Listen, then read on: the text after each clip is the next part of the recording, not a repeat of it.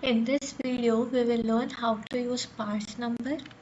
So, parse number is used when we want only numbers from a data.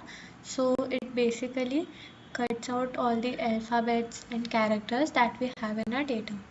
So, for example, here we can see in number we have dash symbol in between, and if I want to send a message via CRM, then it will not go if we have this dash here. So what we'll do is go to this. Here I will select parse number. Now in between this bracket I'll write my input. So here I want it to be number, and then I will simply run and save this. So the WhatsApp number used here was this. As we can see, dash was removed from here.